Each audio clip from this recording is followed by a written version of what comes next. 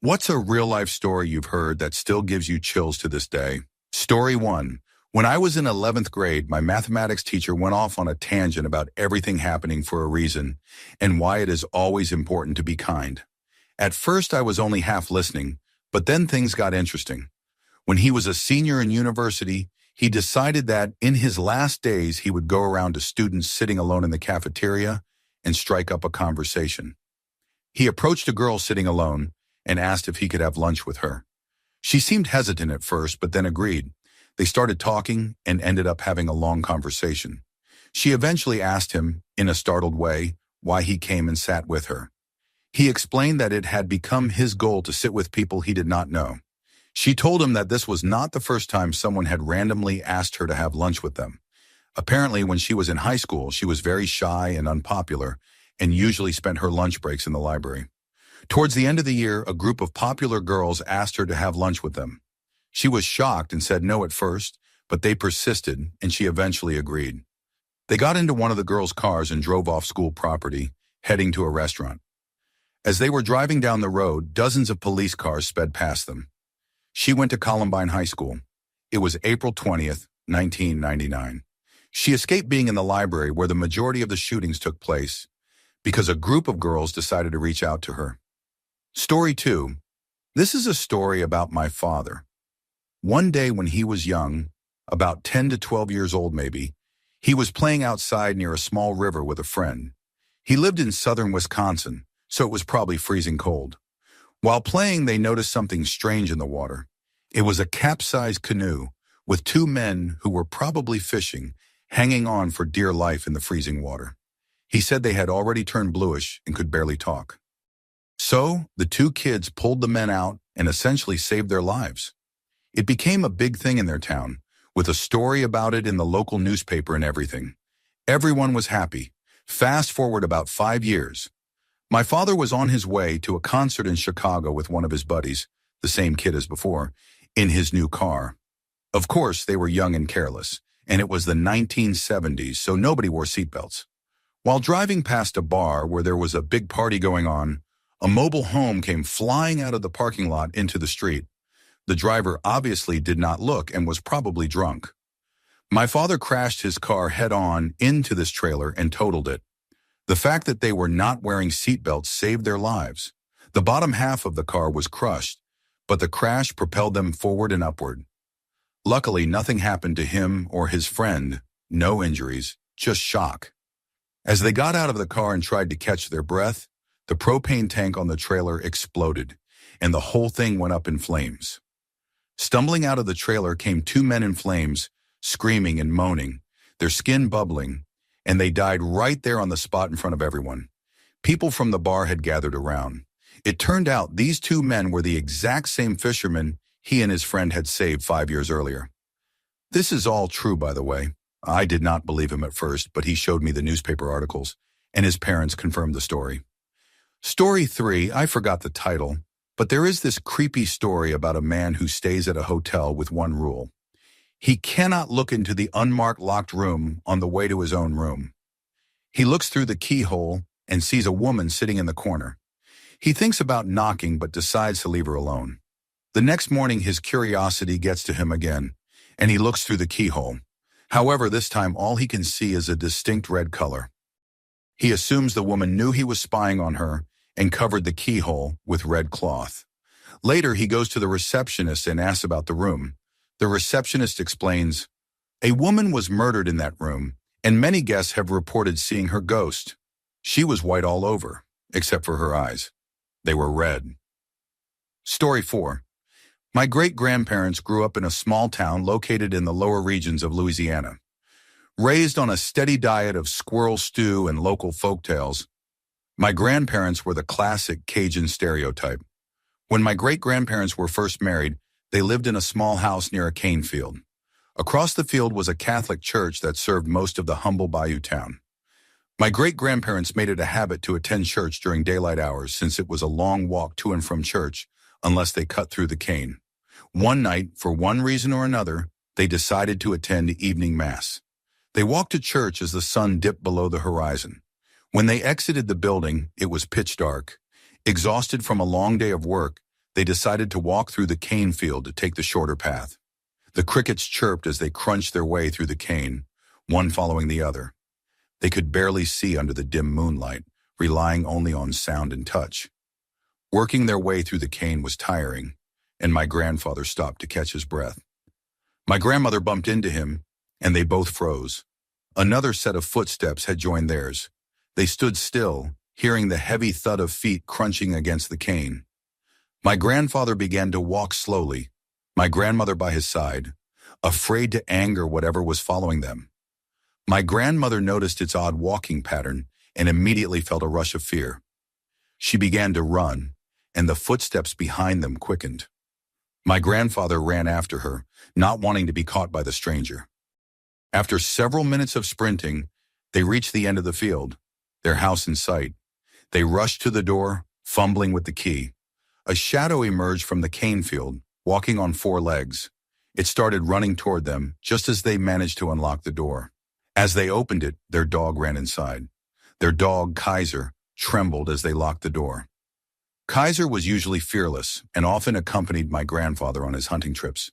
But his bravery was gone as the door began to shake. Something was banging and scratching on it. My grandfather assumed it was an animal. Then the doorknob began to turn, as if someone was trying to open it from the outside. Eventually it stopped. Shuffling could still be heard outside the door. My grandfather grabbed his rifle and stood guard all night while my grandmother slept. When the sun began to rise, the noises stopped. When they opened the door, it was covered in large scratch marks.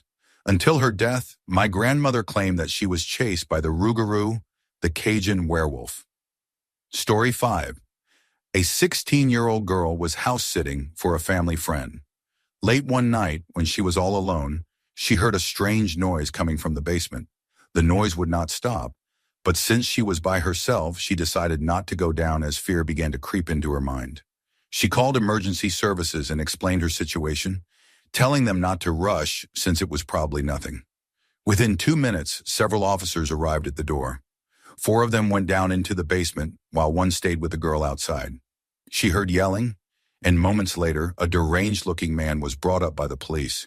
He had been sitting on the washer, banging a machete between the washer and dryer, trying to lure her down. She asked how they knew he was down there, and they said that when she called and hung up the phone, the operator heard a second click.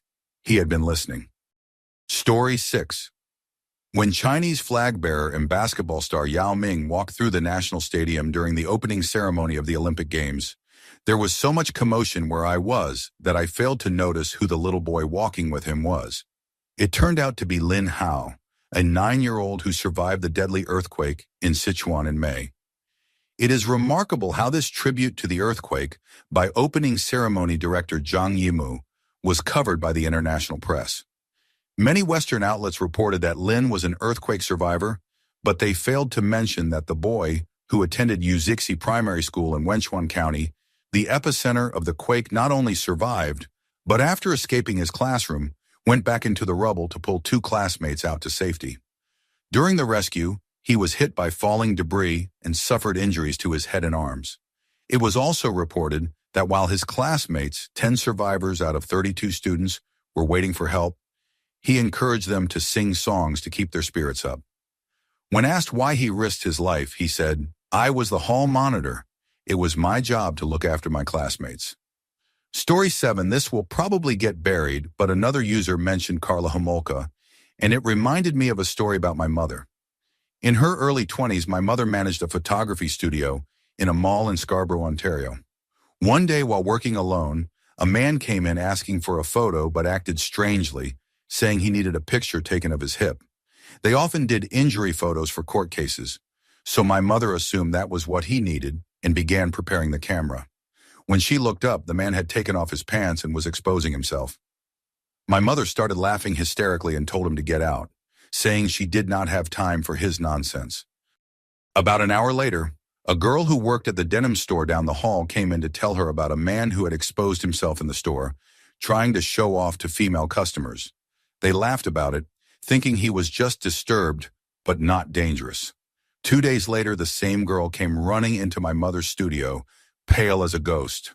On the front page of the newspaper was a sketch of the man with the headline, "Scarborough Rapist." It was shocking to realize that my mother had been that close to being attacked by Paul Bernardo at the height of his violent crime spree. Story 8. About 15 years ago, I was 17 and in high school in Seattle. I often hung out with people who smoked or drank, but rarely joined in myself.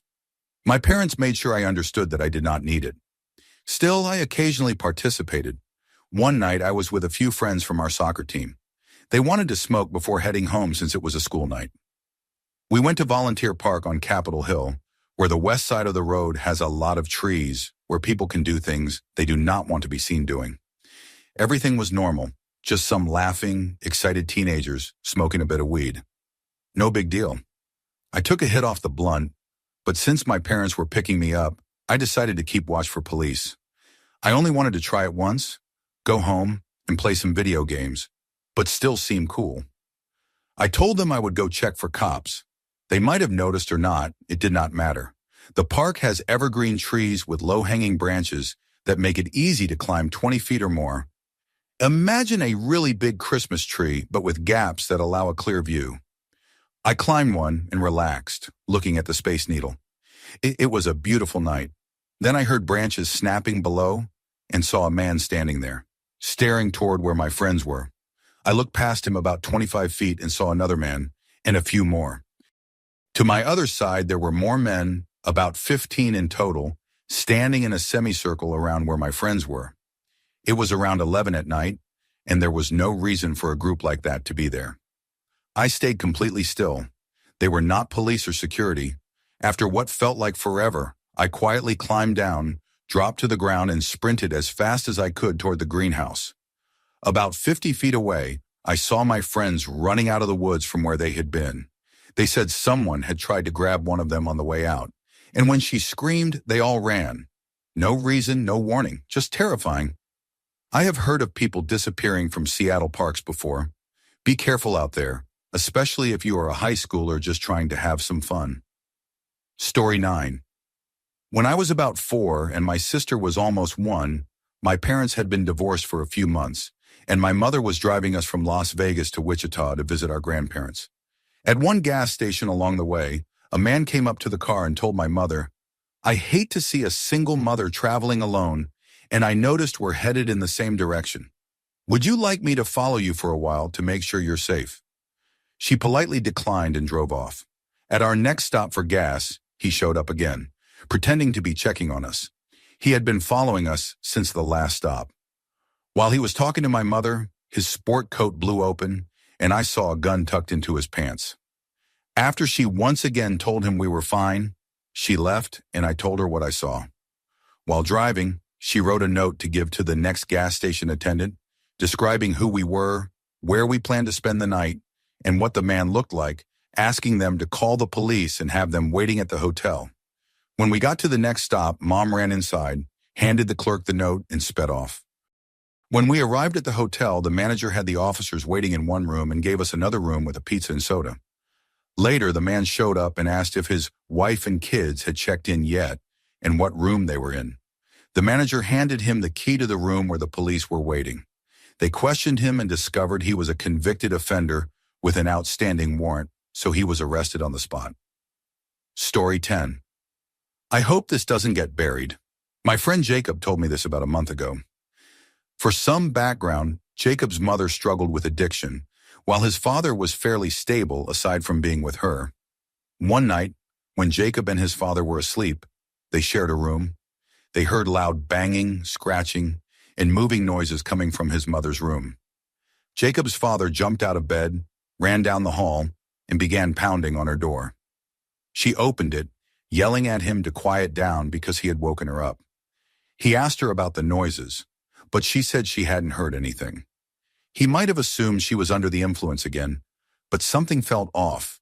The window in her room was wide open, and the television had been moved across the room, still plugged in, but facing outside. Jacob's father was understandably alarmed. He shut the window, grabbed a bat, locked her room from the outside, and made her sleep in the living room. He stayed awake most of the night. He woke Jacob at 5 in the morning when it was still dark. Jacob went into the kitchen where his mother was already sitting and started eating cereal. A few minutes later, his father walked in, wide-eyed, motioned for silence, and pointed upward. They heard something shuffling on the roof, moving from one edge to another. Jacob's father clutched the bat while they sat together in silence. After several tense minutes, the sound faded. Jacob's grandmother was called and asked if everyone could stay with her for a while. She agreed and said she would pick them up. Jacob finished eating and sat on the couch, in a room without a television, just waiting. Then he looked toward the open door of an empty room down the hallway and saw a finger wrapped around the edge of the door. Jacob screamed and pointed, and his father grabbed him and ran. His mother followed as they rushed out of the house, driving to a gas station where they waited until Jacob's grandmother arrived. Jacob told me the finger looked unnatural long, wide and oddly shaped, like a foam finger but made of flesh. It was wrapped completely around the door frame, even though the door was latched on the opposite side. After retrieving their belongings later, they never went back. Nothing was stolen, but the window in that empty room was open. Story 11. I work as a nurse. While I was training, some friends and I were discussing whether there is an afterlife. I said I didn't think so, but a few disagreed. My instructor looked at me and said, "I used to be like you, but I've seen strange things in hospitals that made me change my mind." She then told us about her friend, also a nurse, whose daughter had terminal cancer. The daughter was in her late 20s or early 30s, with a husband and 2 small children. She was nearing the end, fully aware that she was dying, and often told her family how afraid she was of death, especially of dying alone. Her parents took turns spending the night with her in her hospital room, along with her husband. One night, it was her father's turn to go home to care for the grandchildren. She passed away that same night, and her final words were, "I'm not afraid anymore. Dad is here with me."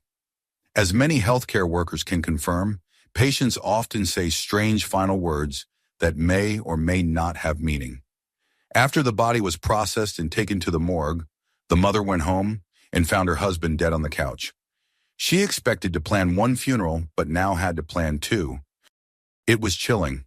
Also, there is said to be a ghost in my hospital, a 10-year-old girl, the first child to die there. Many patients claim to see her in a white hospital gown, and several have shouted, "Get that little girl out of here." Story 12. I was 16 or 17, and it was common for my friends and me to go camping in the mountains with weed, beer, acid, whatever. I was always a big coward when it came to getting high, so I usually stayed sober. I guess my parents' warning stuck with me.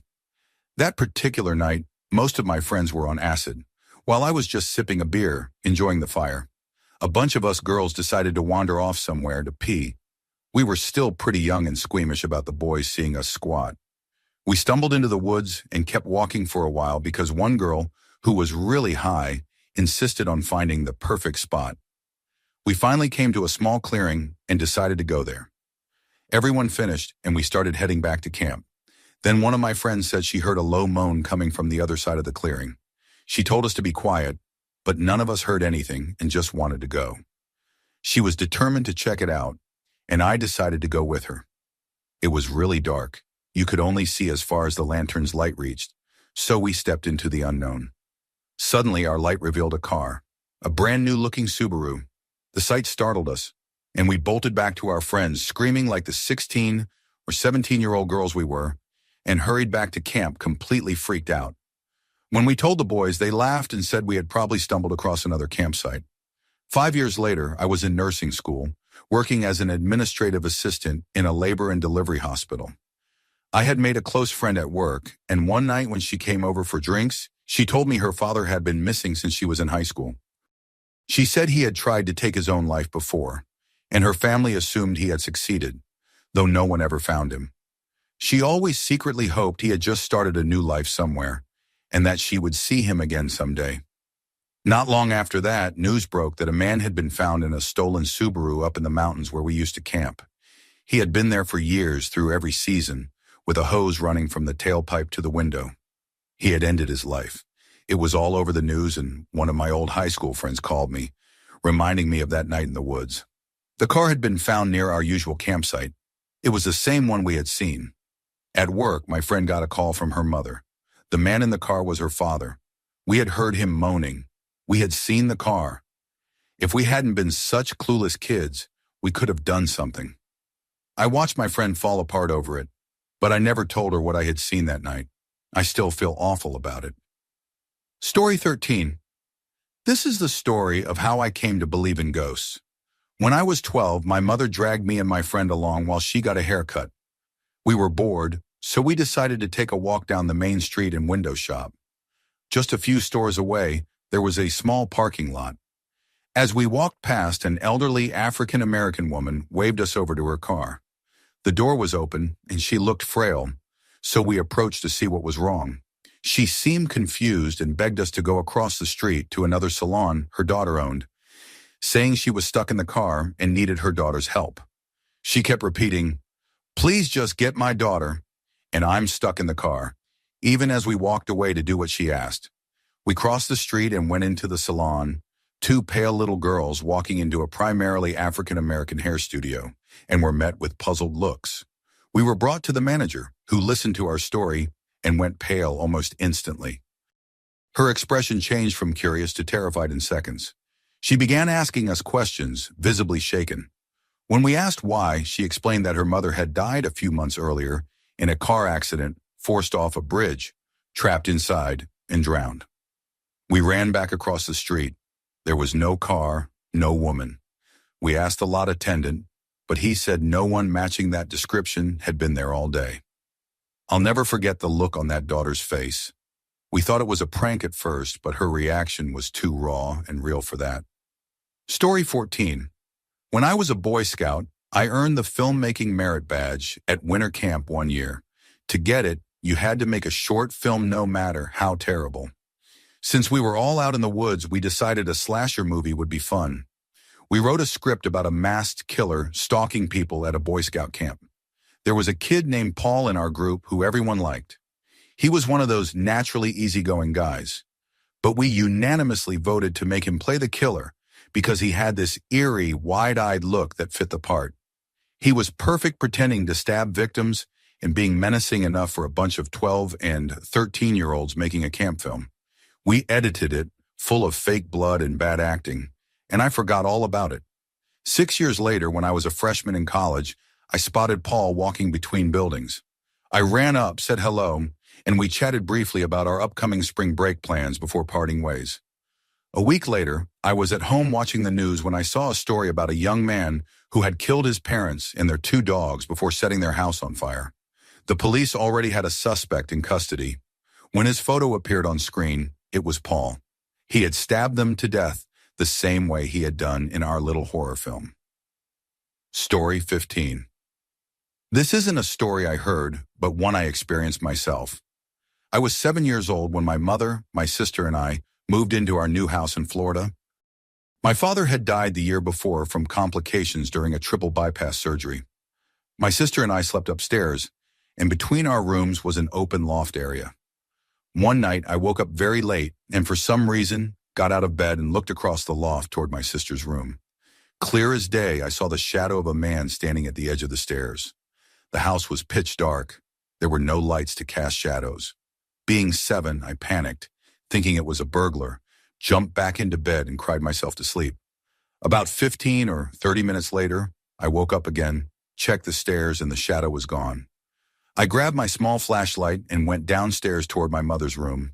Her door was slightly open, so I peeked through and saw a shadowy figure walk around her bed, then lean over her. I shined my light on the floor in front of her door, and the figure instantly straightened up, seemed to look at me, then turned and walked into her bathroom.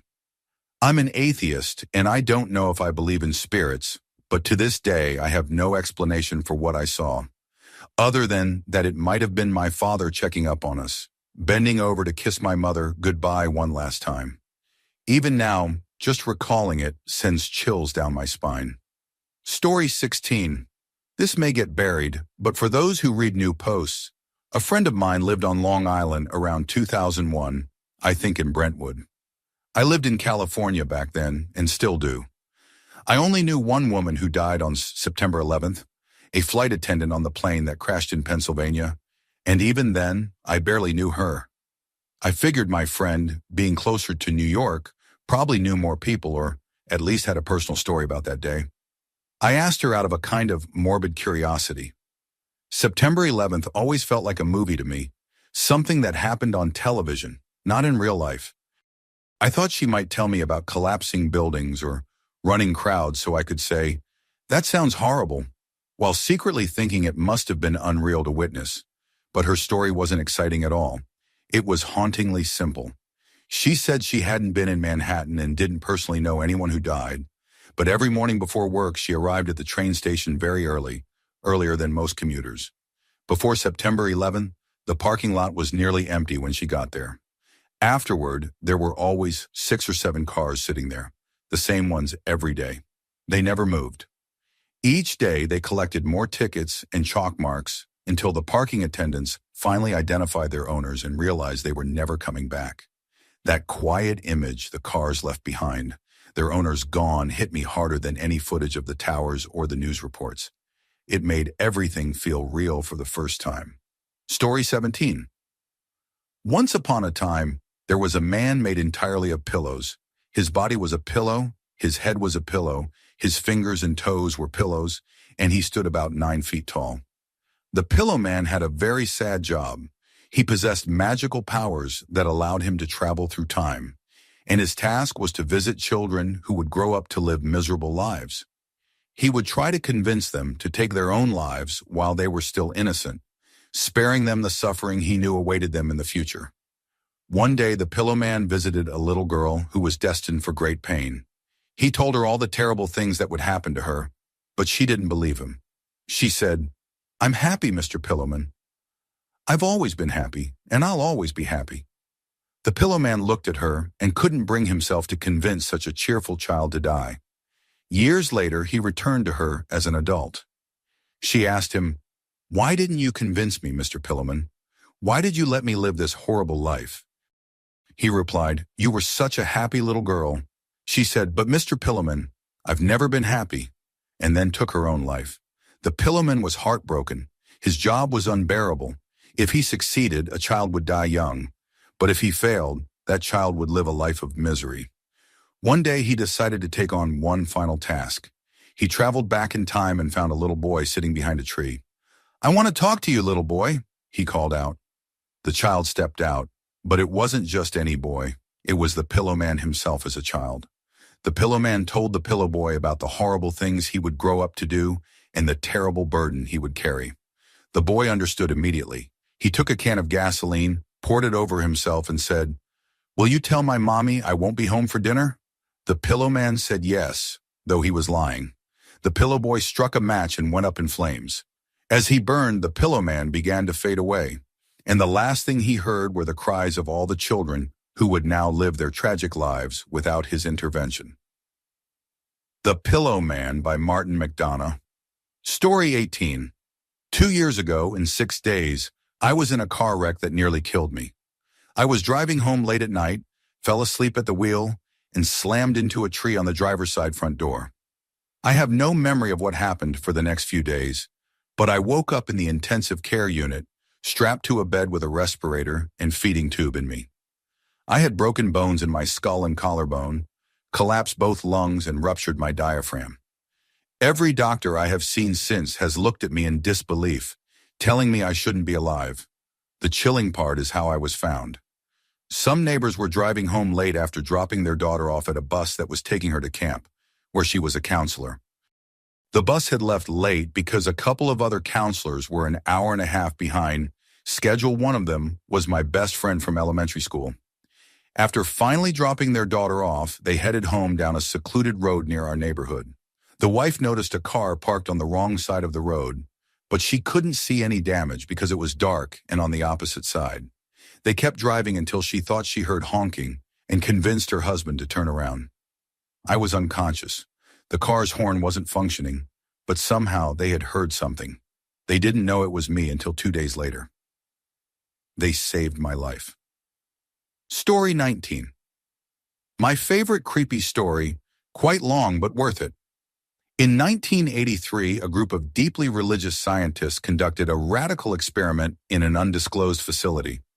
They theorized that if a human were stripped of all sensory input, they might become capable of perceiving the presence of God.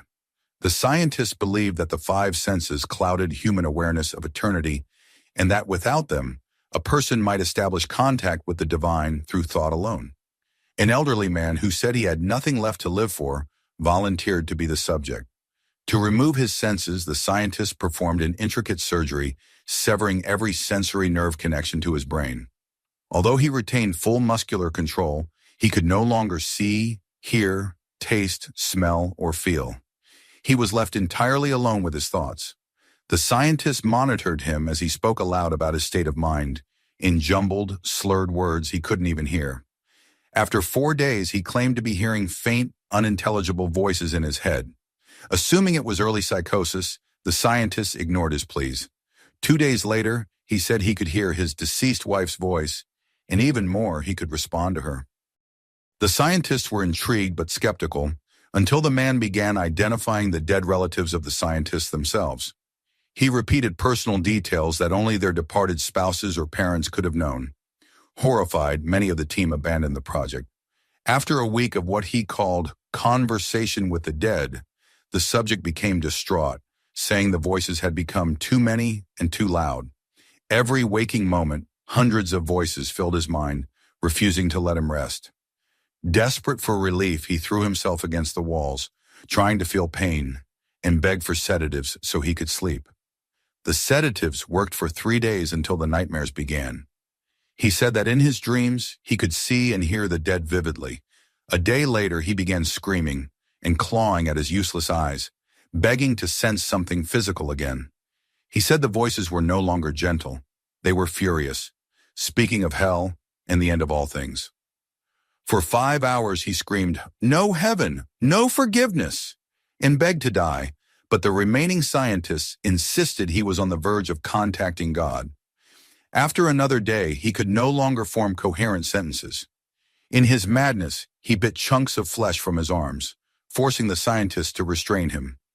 Several hours later, he suddenly stopped struggling and stared blankly upward, silent tears streaming down his face. For 2 weeks, he had to be rehydrated manually because he would not stop crying. Then one day, without warning, he turned his head, locked eyes with a scientist, despite his blindness, and whispered, "I have spoken with God, and he has abandoned us." Moments later, his vital signs flatlined. There was no apparent cause of death. Story 20. This happened several years ago when I was 19. It was sometime during the summer, probably in June. I was staying with my best friend, who lived with her grandparents, and around 11 at night, we decided to drive down to see some friends in Tulsa, about 4 hours away from Kansas City. Never mind that we would arrive around 3 in the morning. It was the weekend, so our friends would probably still be up partying. We grabbed some snacks and hit the road. We had driven to Tulsa many times, but the only route we knew was Route 69, a narrow 2-lane highway cutting through the middle of nowhere. We would have preferred the interstate since it was nighttime, but her grandparents didn't have internet access. We couldn't find a map, and this was before the days of GPS. So, Route 69 it was. The drive between Kansas City and Tulsa was nothing but darkness, cornfields, dense woods, and no streetlights. There was no cell service anywhere along that stretch, so we were relying entirely on luck that nothing would go wrong. We had no idea how bad the night could get. Everything started out fine. We were blasting music, eating snacks, and cruising with the windows down.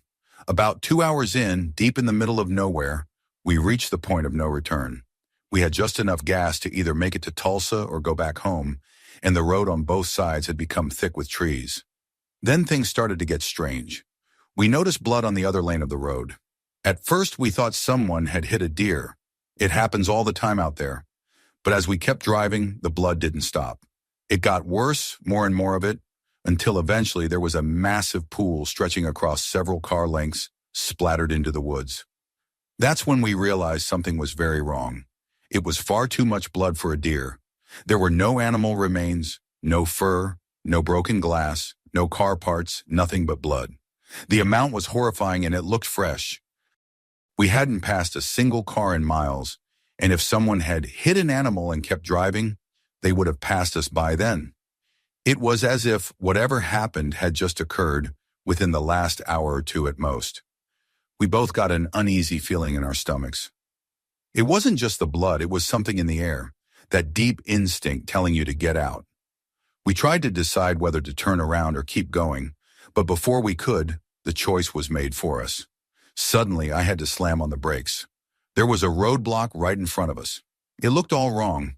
There had been no warning signs leading up to it, and the barricades were old and decayed, the kind with orange and white stripes. But the paint was peeling, and the wood was rotted. The words "road closed" were barely visible. There was no sign of construction, no flashing lights, and no workers, just silence. Then off to the right, we saw something even more disturbing. A small, crooked sign nailed to a post. It said "Detour," misspelled, painted in dripping red letters. It pointed down a narrow dirt path leading straight into the pitch-black woods. The road was overgrown, almost swallowed by weeds, and it veered away from the direction of the highway. We didn't even have to discuss it. We were getting the hell out of there.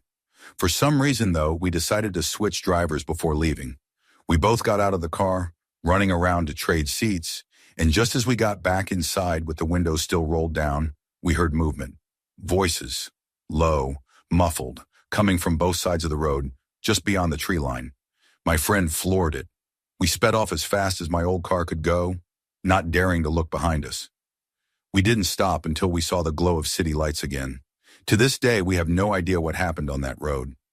When we got back to her grandparents' house, we snuck inside and didn't speak about it for days.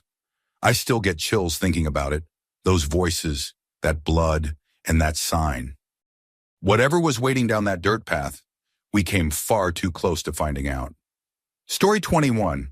I've been lying here for hours. It's 5:35 in the morning, and there's nothing I can do. You know what the worst part is? I'm in the same room as my parents. They keep looking at me, and I'm trying not to cry or scream. Their eyes are wide open, staring straight at me, and their mouths are hanging open too. The smell of blood is so strong I can taste it. I can't move. I can't even breathe without shaking. The thing is, if I make even the slightest sign that I'm awake, I'm dead. There's no one here who can save me.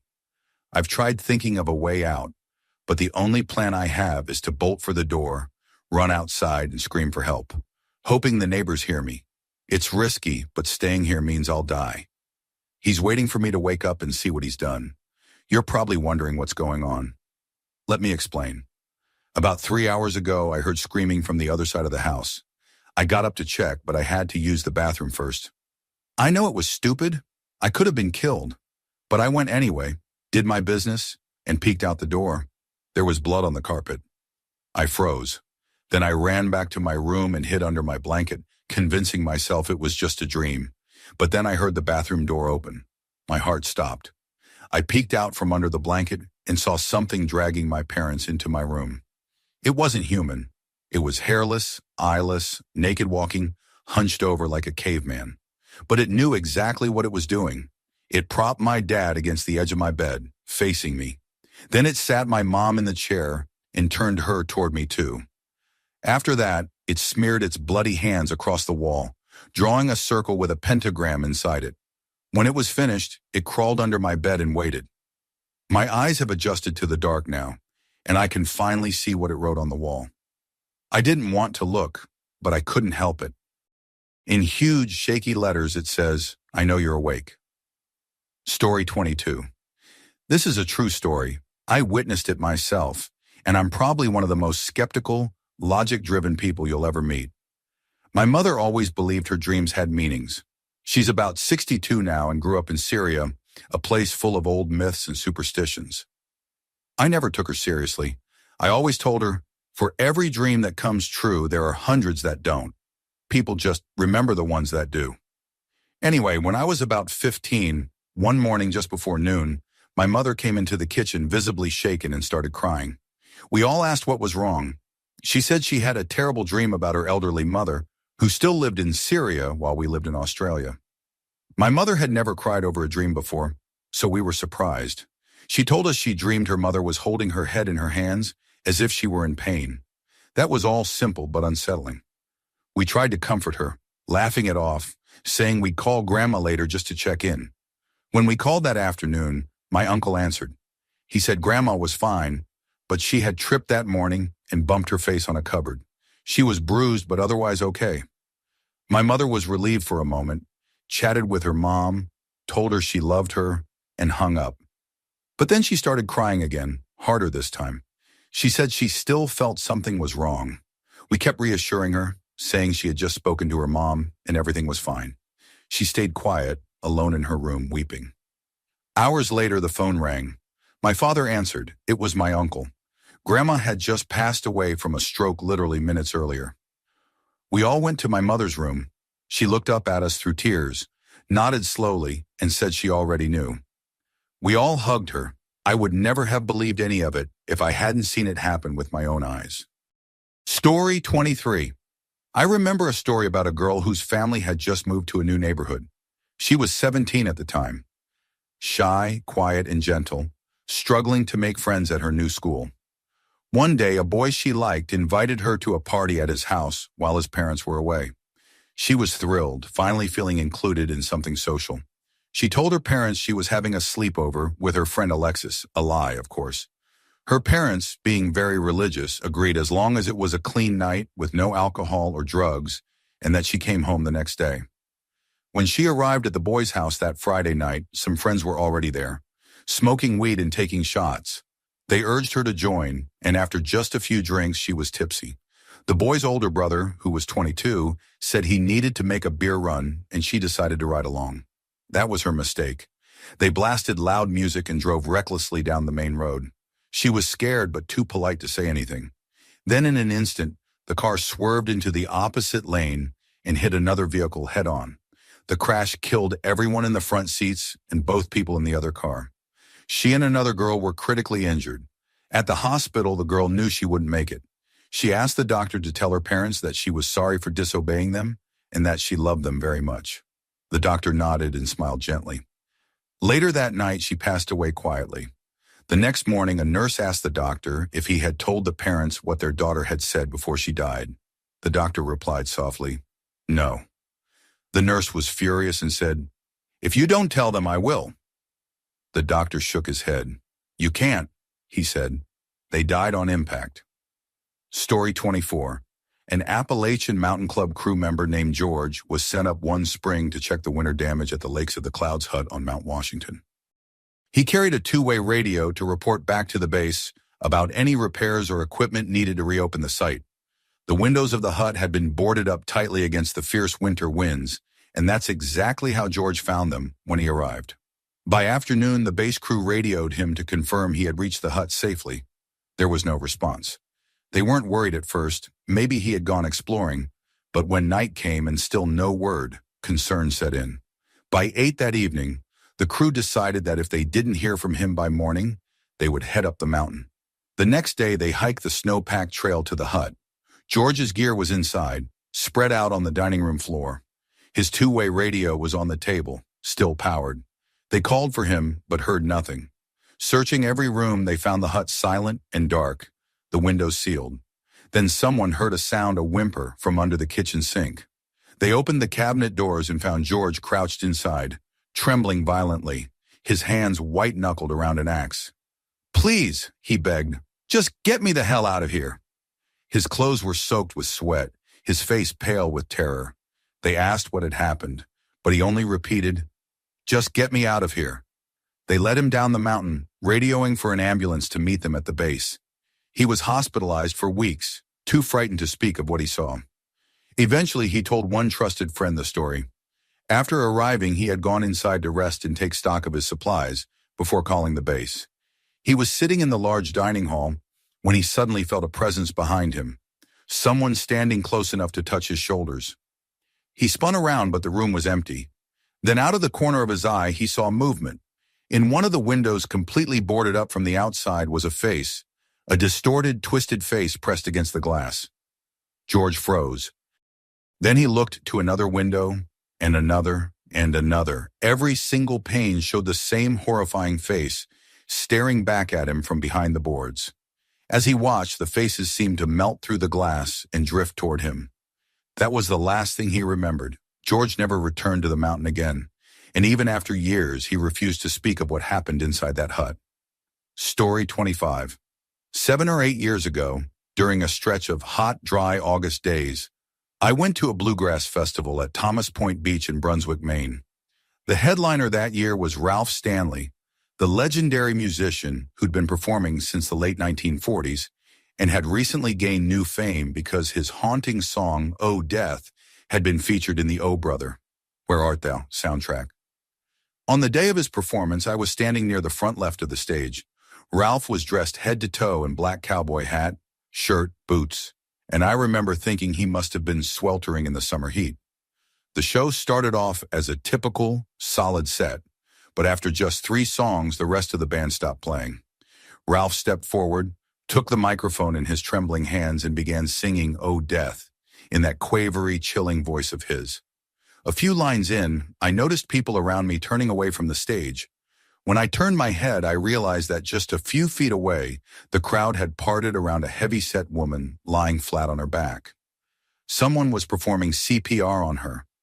Ralph Stanley, likely unable to see what was happening through the stage lights, though it was no more than 30 feet away, just kept singing, "You run my life right out of my soul. Oh, death, please consider my age. Please don't take me at this stage."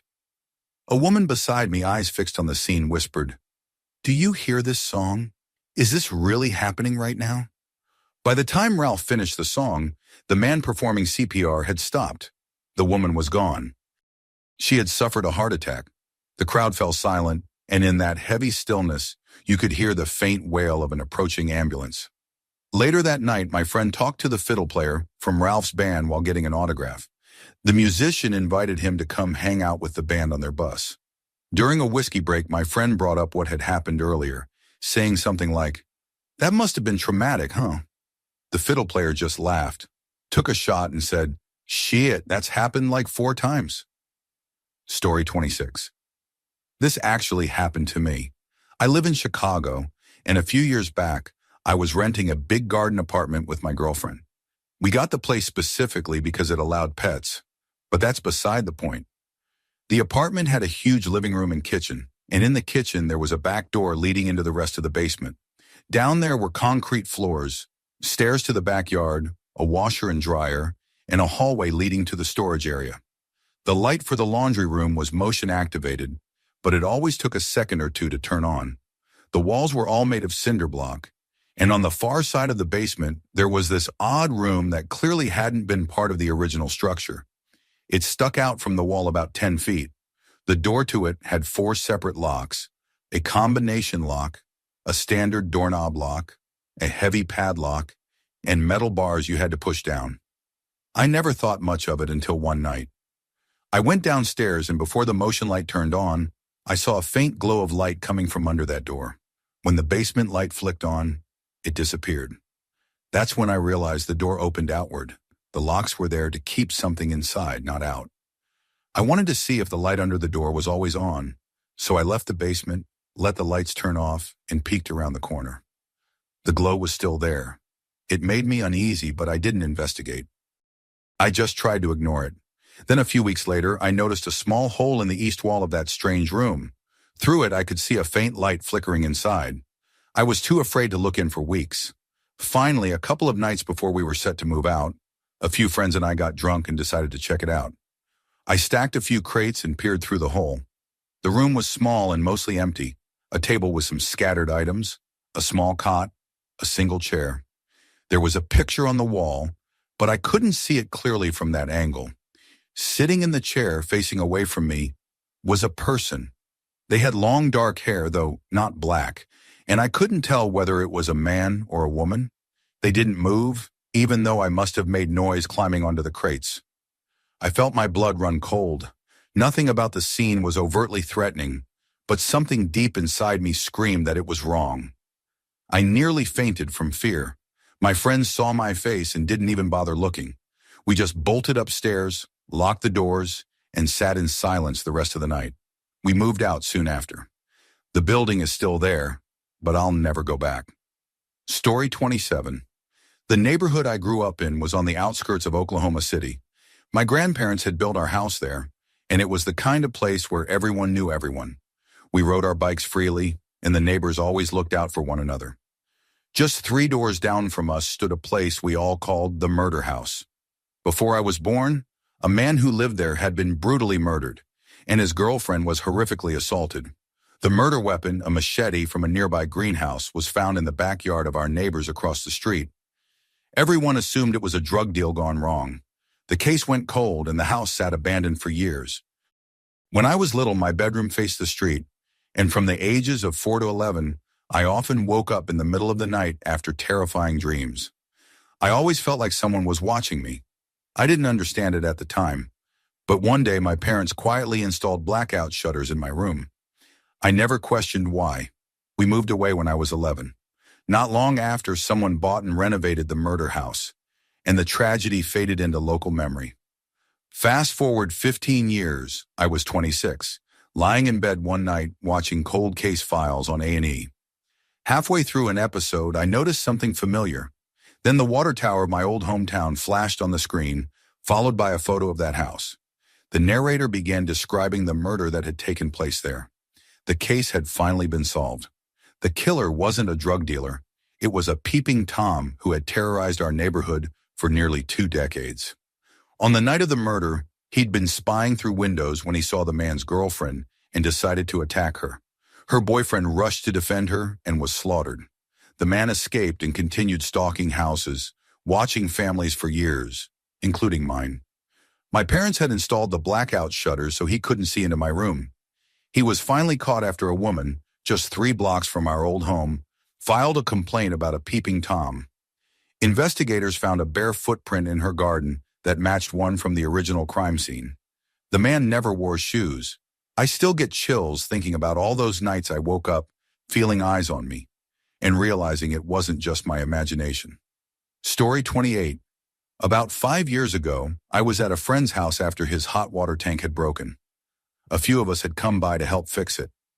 His dad had built the house himself a few years earlier. Everything was new, everything installed by family. While removing some wood near their wood-burning stove, we noticed a crack in the cement wall. Once the water heater was fixed, his dad promised to buy us dinner if we helped repair the wall. As we pried out a loose piece of cement, one of my friends spotted something wedged inside an old locked wooden box. We called his parents down since we had no idea what it was. They didn't either. The box looked ancient, covered in dust, with a rough carving on the front that read, "I will be back 3/23/14." Everyone froze. My friend was an only child, and that part of the wall had been built during construction. No one should have been able to put anything there. His dad set the box aside while we finished fixing the wall. Later that night, curiosity got the better of him.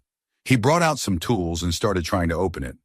After 20 minutes of prying and hammering, he broke the lock. Inside was only a single folded note.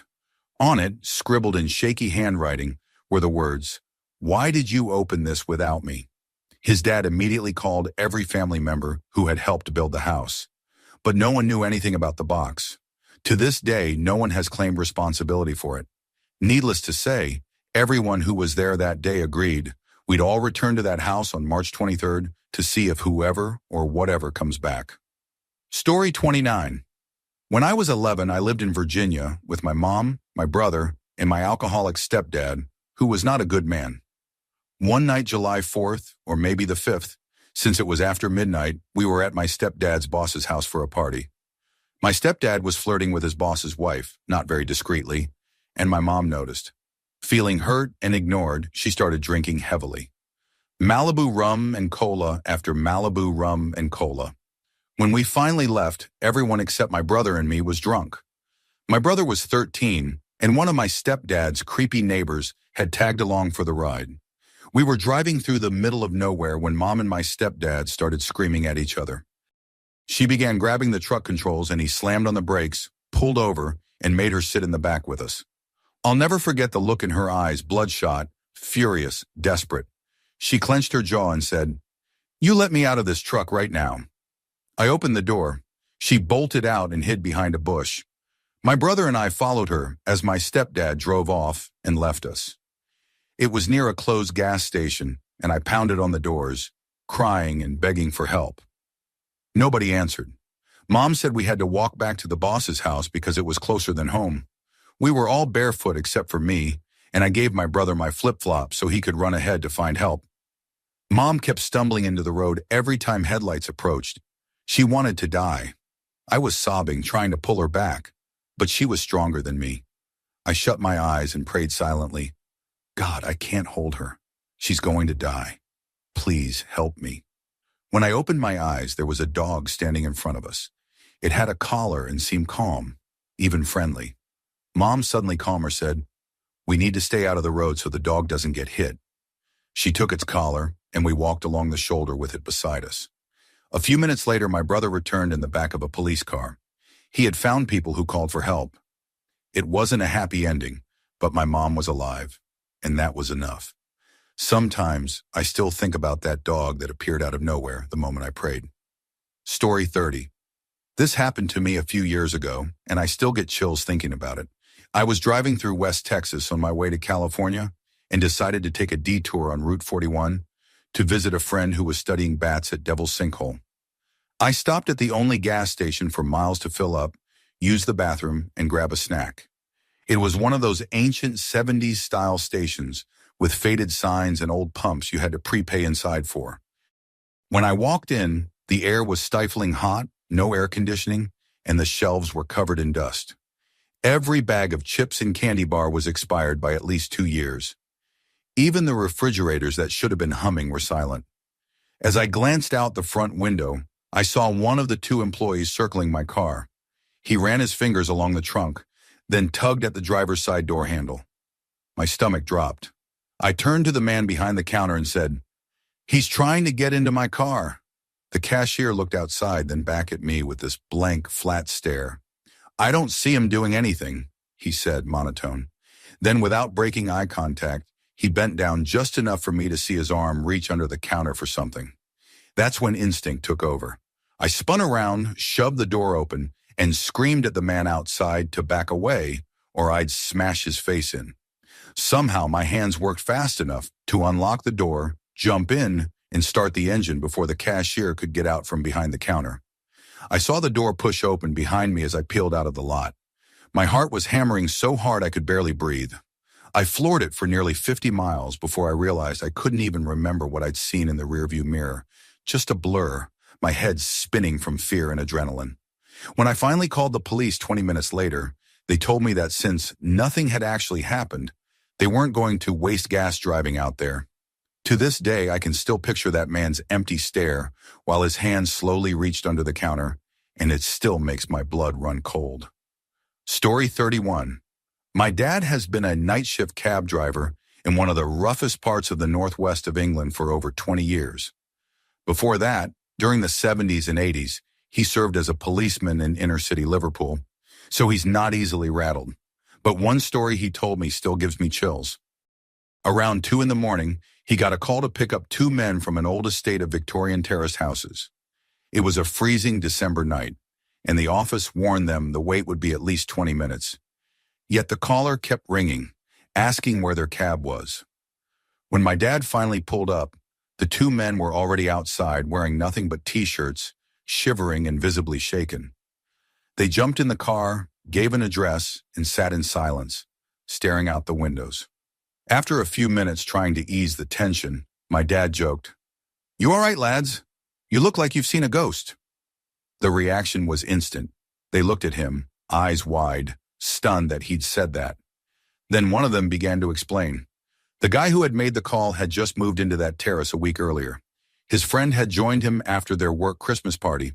They stopped for kebabs on the way home and decided to crash at the new house for a few more drinks. As they sat on the couch eating, the TV in the corner flickered, and one of them caught sight of something in the reflection, something behind the TV. There, standing in the corner, was a woman in a long white nightgown with tangled hair, staring directly at them. The man turned to his friend and said, "Who the fuck's that?" His friend looked up, froze, and replied, "Fucked if I know." In an instant, they both threw their kebabs in the air and bolted out of the house, running into the freezing street without their coats or shoes. That's where they'd been waiting, too terrified to go back inside. My dad said they didn't look like drunks or liars, Just two grown men who'd seen something they couldn't explain.